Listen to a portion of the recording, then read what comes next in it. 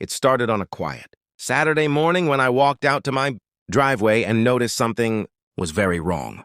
My garage door wouldn't open. I checked the keypad. The remote even tried lifting it. Manually, nothing.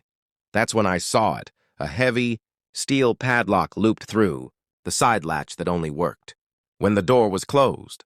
Taped to the garage was a bright orange notice from the HOA. Unauthorized use of community structure, it read. A fine was listed along with a warning that further violations would lead to restricted access to my garage. I knew exactly who did it. Karen, the self-appointed HOA enforcer, had been on a power trip ever since she took over as vice president. She hated that I worked on classic cars and claimed my garage looked commercial. It wasn't. I restored one car at a time, quietly, behind closed doors. I called the HOA office. No answer. I emailed. No reply. So on Monday, I went to the HOA meeting. Karen was already there, arms crossed, wearing that smug smile like she'd won. When I brought up the locked garage, she stood up and announced to the room that the HOA had authority over all shared structures, including garages.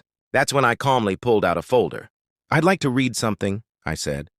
Karen rolled her eyes until I started. The deed to my home, recorded 20 years earlier, clearly stated that my garage was a privately owned structure, deeded separately from the HOA's common property, not leased, not shared, fully owned. It even included a clause explicitly forbidding the HOA from altering, restricting, or locking it for any reason. I kept reading. The room went silent. Then came the part about penalties. Any unauthorized interference with the garage granted the owner the right to claim damages, legal fees, and immediate injunction. Karen's face went pale. Someone in the back asked, "So, the HOA just trespassed?" The HOA president looked at Karen and asked her if she'd authorized the lock. She didn't answer. By the next morning, the padlock was gone.